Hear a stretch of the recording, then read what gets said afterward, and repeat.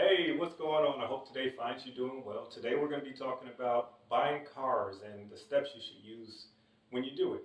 I've come up with 10 rules that I use, and I hope that you can apply them to your life. If you can, that's awesome. If you can't, hey, pass it on to someone else maybe. But before we get started, let's talk about the first car that I ever bought. I ended up paying $10,000 for a $3,000 car. I had no credit and all that other stuff. They took advantage of me. And I pretty much set myself up because I bought it to impress my wife, who at the time was my girlfriend. And I had no means of leaving the dealership without purchasing a car. I took a taxi there, and then the only way I was really going to get home was by buying a car. Or at least that's what I thought. Okay, rule number 1. Do not wait until your car breaks down before you decide to buy a new car. When you do that, you lose all bargaining power because you need a car for your lifestyle. You can't say, hey, I don't like this deal, I'm walking away. You cannot say that if you have to get a car. So do not wait until your car breaks down. You can't make a great decision out of desperation. If you need a video about like maintenance and stuff like that, I can easily do that. But pretty much you change your oil on a routine, make sure your tires are straight, have wash fluid, and coolant. Your car is going to last pretty much until a part that's supposed to wear down wears down. Rule number 2, understand your credit score and how much car you can afford while still maintaining the lifestyle that you have. A lot of times we buy a car, then we don't realize that our insurance is going to increase. We don't realize that that monthly payment is going to impose on how we want to live our lives. So you need to think about that stuff before you buy a car. Also, your credit score. Your credit score is going to affect how much you pay for that car. And the higher your credit score is, the less interest you're going to pay and the lower your monthly payments are going to be. And if your credit's good enough, you don't even need a down payment, which is another positive. So know your credit score before you go to the dealership so that you understand if you're getting the best deal that they can give you. Rule number 3, know the car you want before you go to the dealership. You have no bargaining power if you don't know the highs and the lows of that vehicle. If you don't have a vehicle in mind before you go there, they're going to stick you with a vehicle like this. Yes, folks, this is a used vehicle. It's my son's used vehicle, but he has it on the market, and I need to get it off my lot, so I'll sell it to you if you come up to me and you don't have an idea of what you want. This is a great deal, folks. It's like a motorcycle, but not like a motorcycle. A motorcycle and a Jeep combined. I can get it to you for a great deal. Come on. Do your research before you get there. Know what you want, or else they're going to decide for you and you're not going to be happy. Rule number 4, remember the purpose of the car.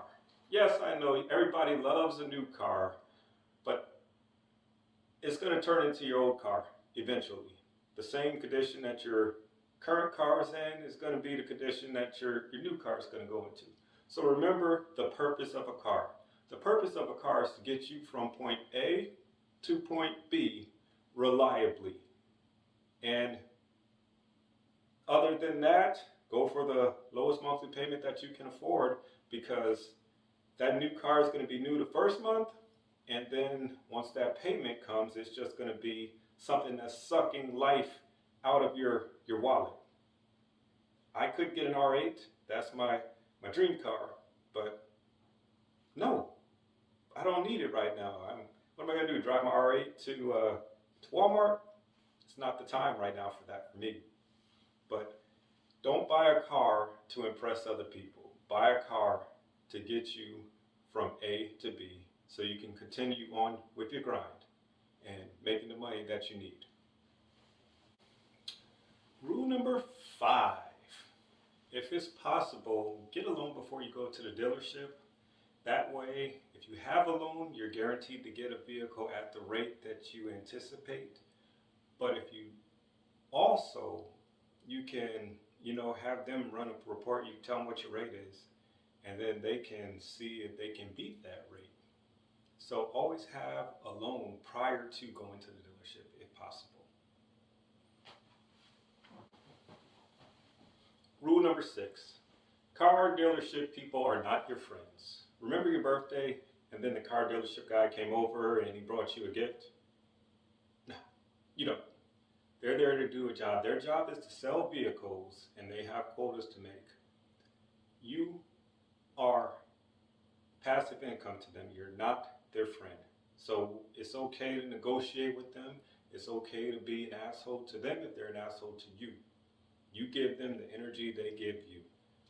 They're not your friend. They're here to make a profit off of you. Remember that when you're there. And remember rule number 5, I was talking about have a loan before you go there.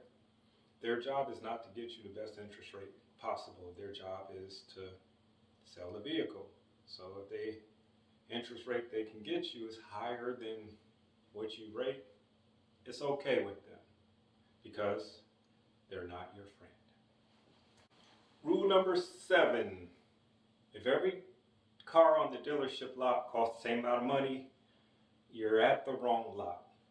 And I know certain circumstances may make it so you have to be there, but if there's another option, go to the other option. And what I mean is it'll have on the sign of the car, it'll say like $1,500 down, $300 a month for 60 months on every single windshield, regardless of the condition of the vehicle or the type of vehicle. That place is just there to suck your soul away. So, like I said, if you can find a different dealership to deal with, go there. Rule number 8, the first offer is never the best offer. And you can really apply that to the second offer as well. Third offer is going to get you pretty close. But you have to be in a position where you can walk away from a deal if they are not playing ball with you. Their goal is to make a profit. Like we said in the other steps, they're not your friend. They're there to get money. And if it's money on top of what they paid for the vehicle, then that's their money and not your money. So the first offer is not the best offer. And like I said, I suck at negotiating. I tell them, hey, this is what I want. If they can't meet it, I'll be like, hey, I'm out. And then they'll be like, oh, wait. But you have to be in a position to walk away from the vehicle. And that comes with having your own loan, good credit, and not being stranded there. So never take the first offer. Rule number 9, do quick math to figure out if the offer that they're giving you is in the ballpark. When you get to the dealership, they're going to ask you, well, how much can you afford a month? That's the thing they like to say. But you have to be able to calculate like what you're going to be paying. For instance, I wrote some numbers down. Let's say they're coming back at you, they're saying the car's worth $5,000. They're coming back at you saying, well, we can get you in that car for $399 a month for 36 months. $399 times 36 equals $14,364. You're paying that much for a $5,000 car. Bells should be going off in your head. You should be saying like, why is it so high? Why am I paying this much? These are the questions you need to ask them. And if your credit is, whatever your credit is, that's $8,000 more than what the car is worth. No matter what your interest rate is, even if it's 15%, that's still not, making up that difference. That is pretty much raping you prices. So add it up. Whatever they're going to say is this much a month times however many months, and it should be pretty close to, what you think it should be. It shouldn't be like paying $30,000 for a $10,000 car. All right, you made it this far. Thank you for watching it this far if you made it. But the 10th rule, deals with the doc fees and the warranties. Document fees is pretty much just their way of getting extra money. The documents aren't copyrighted. Every dealership has them. My buddy, he was a car dealer, and that dude didn't even charge doc fees. So it's just extra money that they're going to take from you, and it's going to go to somebody else. Warranties, if it's a new car and it comes with the standard 60,000 warranty, you probably don't need an extra warranty on it. You can still add it if you want, but later on down the line, when that warranty gets ready to expire, they're going to come back at you and say, hey, do you want to extend your warranty? You can do it then. If it's a used car, especially like a BMW, then you may want to look at getting a warranty on it. All right, thanks for watching. I appreciate you.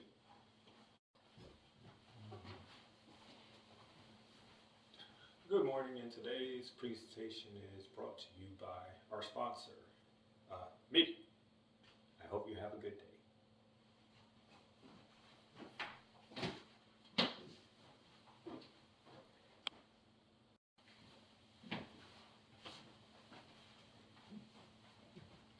Hey, how are you doing today? My name is Jerome, and I'm going to be giving you a period of instruction, as they say in the Marine Corps, on buying a car. It's going to be 10 rules that I would hope that you use, and it'll help you from having buyer's remorse down the road.